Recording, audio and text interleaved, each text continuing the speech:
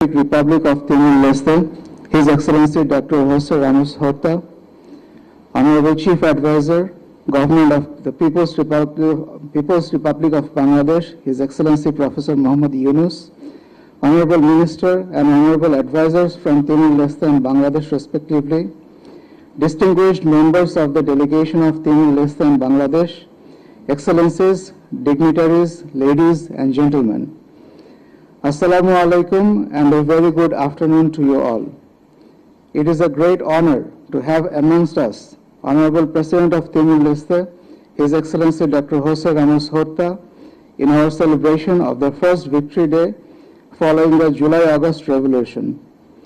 Apart from celebration, this joyous occasion has given the opportunity of the two heads of state and government to engage in a fruitful discussion on all possible sectors of collaboration. The meeting between two sides has just been concluded, and now the representatives of the two governments will sign two agreed instruments to substantiate our bilateral relations to a new height. The instruments are, number one, MOU on bilateral consultation mechanism, number two, agreement on exemption from visa requirement for holders of diplomatic and official or service passports. Honorable President of the Democratic Republic of Timor-Leste and the Honorable Chief Advisor of the People's Republic of Bangladesh will grace this auspicious occasion by their kind presence. First of all, I would like to call upon His Excellency Dr. Benedito dos Santos Freitas, Minister of Foreign Affairs and Cooperation of Timor-Leste, and His Excellency Mohammad Tawhid Hossain, Honorable Advisor for Foreign Affairs of Bangladesh, to proceed to the signing table for signing the Memorandum of Understanding on Bilateral Consultation Mechanism.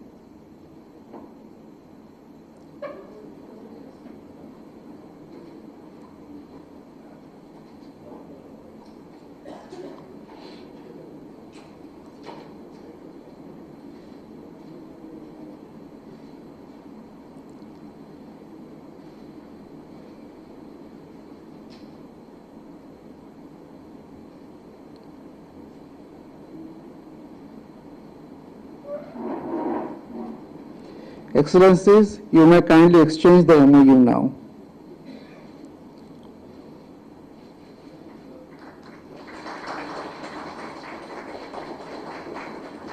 Thank you, Excellencies.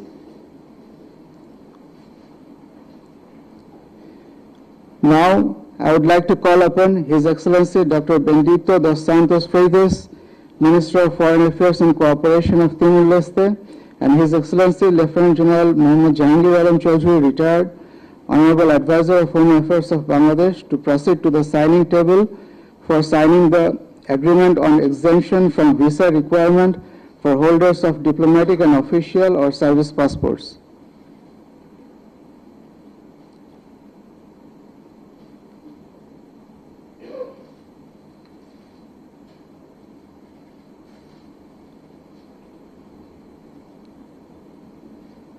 Excellencies, you may kindly exchange the agreement now.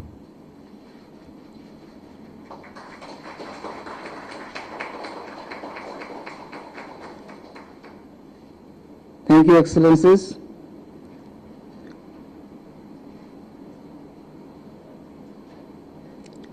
Excellencies, dignitaries, ladies and gentlemen, with the signing of the agreements, we conclude our instrument signing ceremony here.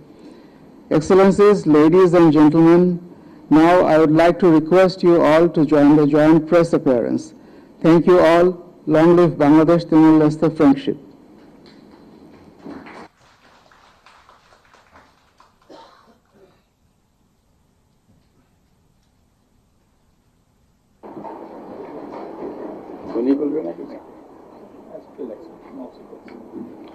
Would you like to make a few comments or address you?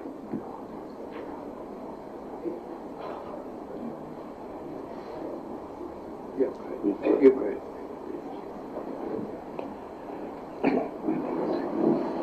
For me, it has been a great pleasure, privilege to be back in Bangladesh, my third visit. I was here in the previous occasion, one private citizen after I had left office as president, second in 2014 in my capacity at the time as a chair of the high-level panel on UN peace operations.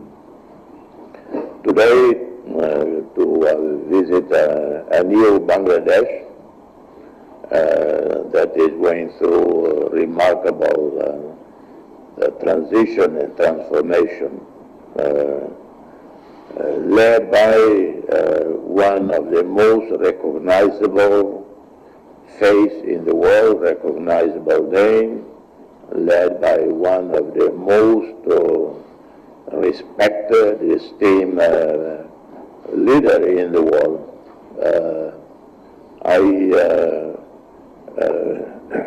The other day, a few weeks ago, when I was reading again about my friend and mentor, Muhammad Yunus, I noticed he has more than 100 honorary degrees, doctors, honoris causa.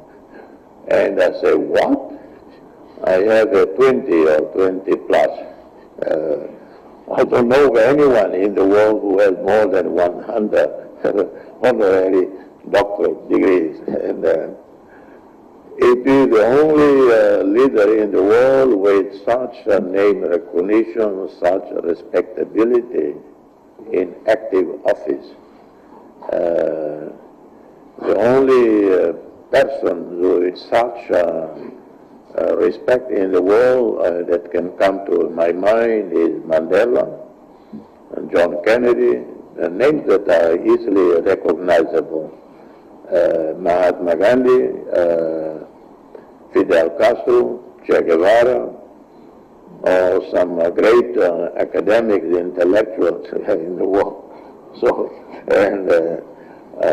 Bangladesh was very fortunate, very lucky to have such an unassuming, humble person leading this. And he probably doesn't like the word leading, but maybe working with you, with the young people, young generation, with the students, to transform the country. We have a similar history of past suffering, tragic events in the past that happened to us, like in many other countries. And nature has not been very generous to the Bangladeshis. In some ways, maybe it has been generous, but other ways not very generous. But that molded the Bangladeshi people to be resilient, to be creative, hardworking, and successful. Sometimes history naturally imposed on us some lessons that we know to survive. To thrive, you have to be study, work hard, and that's how we observe Bangladeshis in my country and around the world. So this country has tremendous future under my friend, mentor, because every time I email Professor Yunus, I always say, dear brother, dear friend, dear mentor. And maybe I'm not too young to be mentored by him. He probably say, we are almost the same age, why is calling me mentor? So thank you for hosting me here. I'm very, very honored, and we have just witnessed the signing of some agreements, some MOUs, but we will do more in the months and years to come to expand economic trade relations. And I think we can import more, Timor-Leste import more from Bangladesh. And we invite Bangladeshi companies to come and look for Timor-Leste, because by next year we will join ASEAN and will be part of a region of 700 million people with a joint GDP of over 4 trillion. And we also, next year, we might be experiencing high economic growth with the potential agreement and development of a major gas field called Greater Sunrise. Hopefully an agreement will be signed in the next few weeks, and that finally see this project taking place. It has been stuck for 20 years, but finally all sides seem to converge on an agreement.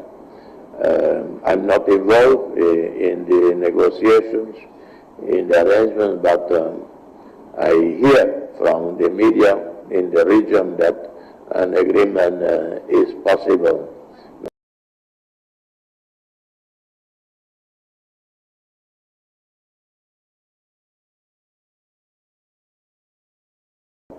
In environment protection and so on. So in that regard, we would hope to have my mentor, friend, Professor Yunus, and Bangladesh as a partner with Timor-Leste. Thank you. Thank you, Your Excellency. The whole nation today is celebrating your presence here because you chose the date which is very dear to our heart, 16th of December, our Victory Day. You're not only visiting us as the first head of the state since we took over the responsibility of the government, you also chose a date which is so unique in our history to show your support to us, Bangladesh, and also look forward to build a future together. So I thank you on behalf of all the people of Bangladesh for joining us on this day of victory.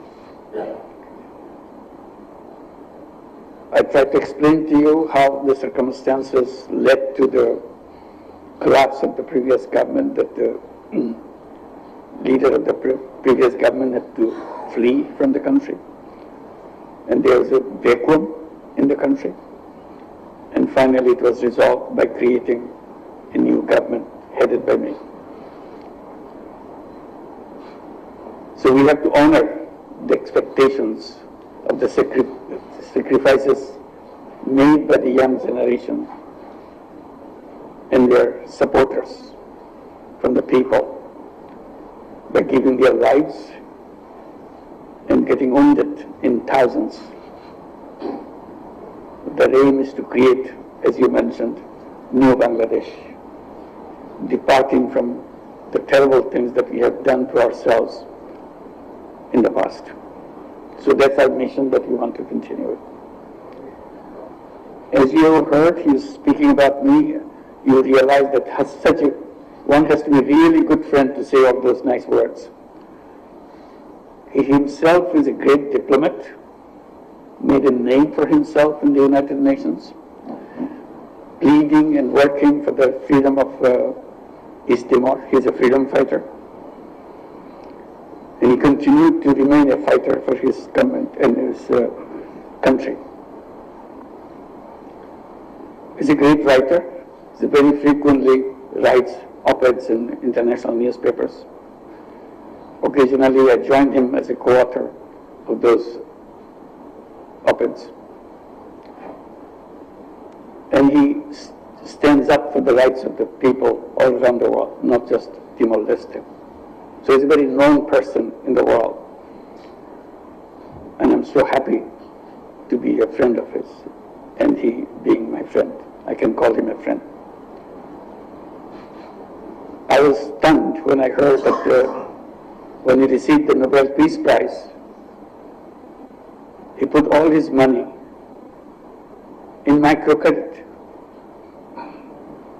So that was a very pleasant surprise for me that still our relationship was not that close at that time. When I heard that, it really amazed me chose something that he really loved to do, giving all his money, the prize money, into microcredit. And since he became a foreign minister in the beginning, he was promoting microcredit and invited me and my colleagues to come to East Timor to promote that. Even before I arrived, Helen Todd, a close friend of ours from Malaysia, she was invited to start a microcredit program in East Timor. So when I arrived, I could go and visit them in Mosin Nasi and other areas of East Timor.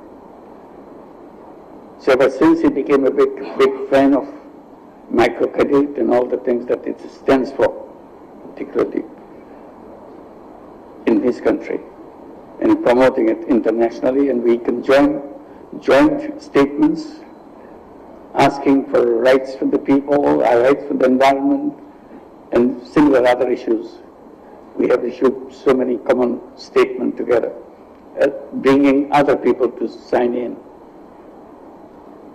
And what surprised me, he was the one who jumped up to sign statements to protect me. And you remember many hundreds of people around the world who signed those statements again and again to protect me from the previous regime's anger against me. And he was always the first one to come up and say, I'm there, and put his name on those statements around the world. And that friendship continues. Today we can work together. So in many fields we explore.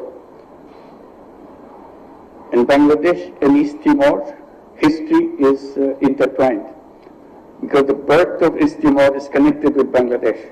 Very surprising for many people to hear that. Because when East Timor was created, it was under the supervision of United Nations. And the first one to be the representative to oversee East Timor's transition was Sergio Melo, right? A Brazilian. And he was the head of the administration in East Timor, when the East Timorese is not given the responsibility to run the country yet. But he was transferred soon after. He left for Iraq. If you remember, a shocking thing happened. He was killed in Iraq. The whole world was stunned by his death. The person who succeeded in East Timor was Amira Haq from Bangladesh. So Amira Haq was literally the head of the government in East Timor. And Bangladeshi peacekeeping army, they were the ones who were running the country, along with many other international peacekeeping forces, to bring order and peace in the island. And because of the connection with Amira Haq and the Bangladeshi Peace Corps mission, the entire police force of East Timor was a Bangladeshi police force. So wherever you go, you see Bangladeshi police force. They are the people ensuring law and order in East Timor. And when I was visiting in 2004, I was invited by Amira Haq in a big palace, inviting everybody in East Timor. I saw how much respect, so I can see how much love and respect she enjoyed at that time. And still, many Bangladeshis work there. I don't know about the police forces, probably it's now Timorese police force.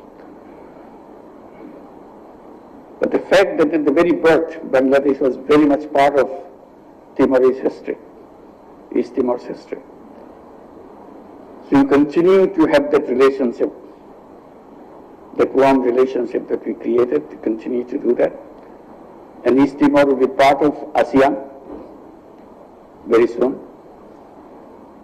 And His Excellency has assured us, as ASEAN member, he will try his best to make sure ASEAN supports us in the Rohingya issues, to restore Rohingyas back to Myanmar. So we discussed in details about how this can be achieved, how to make the international opinion go towards the repatriation of Rohingyas from Bangladesh back to Myanmar. It will be a strong support for us. Besides all the international forums, we look forward to get the support from East Timor, and His Excellency has expressed his support wherever it's needed, and we are so proud to have him with us. It's a wonderful occasion to be here today to see him, and I hope this will not be the last. He has already visited twice Bangladesh. This is third time. This is the third time, yes. This is the third time he has visited. So I hope there will be many more times to come and visit, and our relationship continue to grow. And we signed some agreements, but beyond the agreements, we also make sure that our relationship on trade, on investments continue and expand. And His Excellency has invited all our investors in Bangladesh to come and invest in East Timor, and we'll be very happy to encourage to build the relationship which started with the birth of East Timor, continue to be bigger with the support from His Excellency's office and the people of East Timor to make it bigger and bigger. Even when I was visiting first time in 2004, I saw many Bangladeshi products in the villages, not in the city. City is there.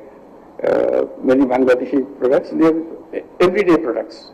They see it as their own. They say something, chairs, tables, brand goods, plastic chairs and all that, lots of things. So it made me happy that yes, our business people coming to East Timor and see the vacuum there and helping people, and people enjoyed those products that they were having. So we are inviting East Timor to widen that, not only selling products, also producing products in East Timor for a bigger market around East Timor. So we'll be looking forward to that. But with these words, we again thank Your Excellency for being here with us today and make the whole nation happy for your presence. Thank you.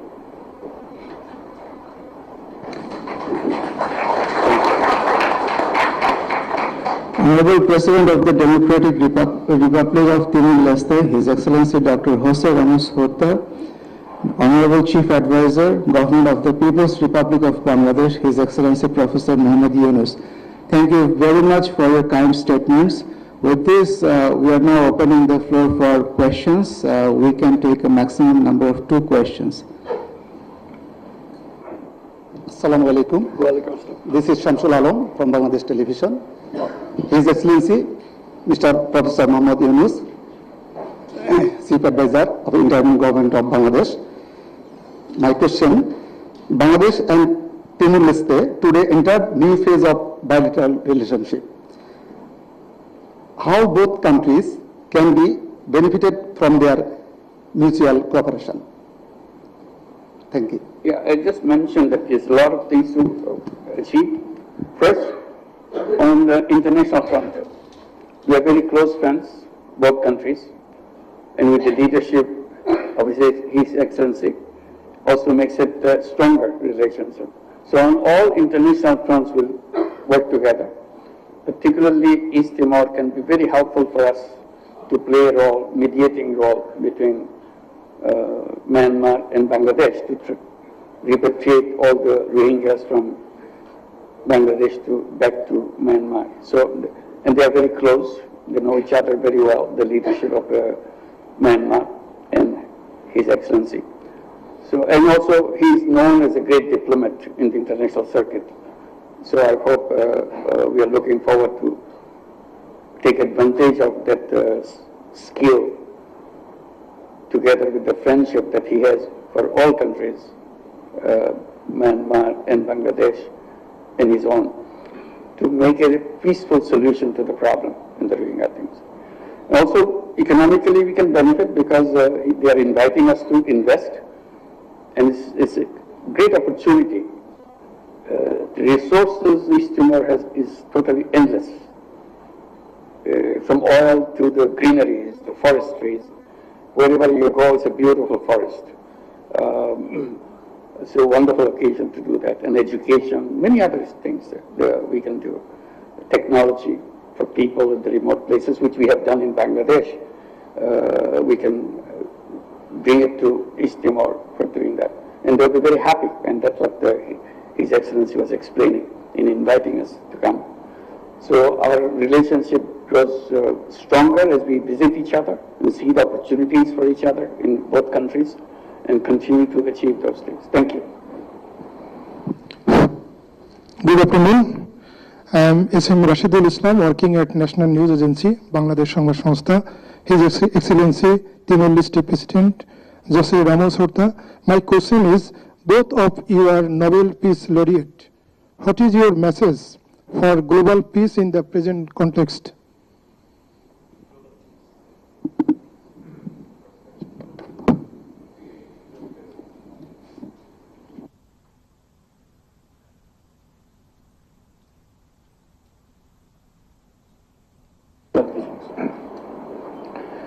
Well, one just need to read the news of the last few 2 years, few months, few weeks, few days, few hours, to be so disillusioned, pessimistic about the way forward. Frankly, global leaders, particularly those sitting as permanent members of the UN Security Council, they have this privilege, the power, one, to prevent conflicts from happening. Second, when conflicts happen, they are supposed to expeditiously try to resolve. And yet, at least 4 of the permanent members are involved directly or indirectly in some of the worst conflicts today in the world, whether Ukraine, or whether Middle East, Gaza, Lebanon, Syria now. And if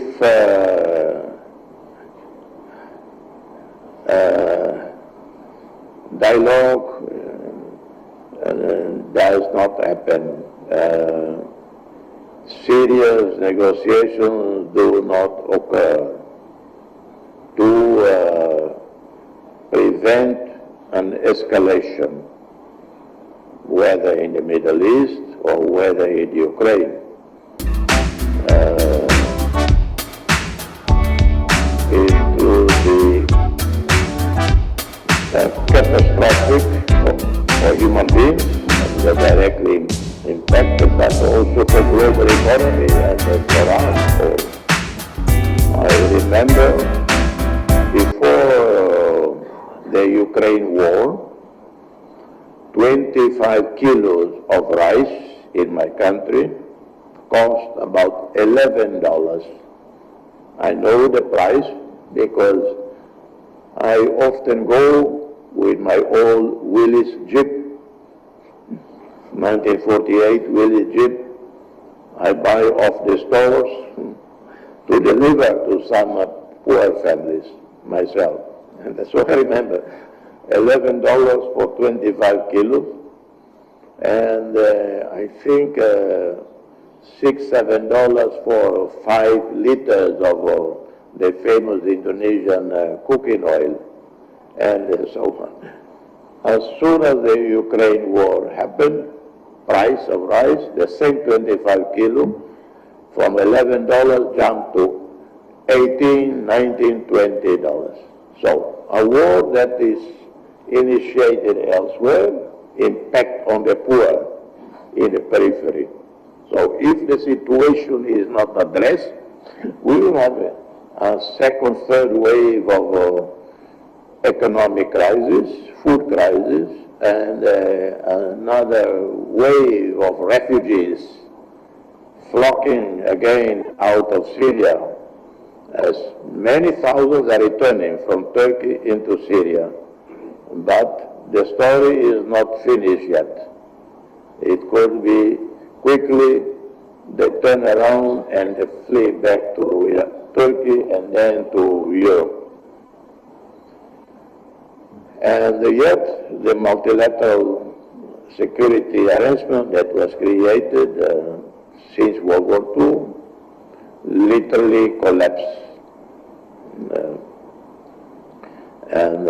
So no really room for optimism. Only what I can say is that in our respective countries, in my country, we do everything to keep peace in the country. When I was asked, what can Timor-Leste contribution to ASEAN as we join? I say, the greatest contribution we can make to ASEAN is to keep the peace, stability in our own country, so that we do not become another headache for our neighbors. Timor-Leste today is very peaceful. We have zero political violence, zero ethnic-based or religious-based tensions. We don't even have tensions, let alone violence. Political feuds happening inside the parliament, and then that's it. Outside the parliament, they start talking again, the members of parliament, and go together to parties and so on, to resume the fight the next day in the parliament. And that's it. That will be our best contribution to ASEAN. We are too small to contribute anything of any significance. But if we keep very happy. So, but there are, back to your question about the global situation, it is very grave. We hope that somehow President Donald Trump will disappoint everybody in the sense they have so little expectation on him to bring peace to the world that he might surprise everybody that he is the one who will end the Ukraine war. He is the one who will tell Israel to retreat and allow the Palestinians to have a home safe like Israelis also demand. Maybe him. If he does that, if Donald Trump does that, I would file a letter to the Nobel Committee in Oslo. Please give the Peace Prize to Donald Trump. Very good. Good idea. Thank you. With this, we conclude the joint press statement event. Thank you all for your kind presence.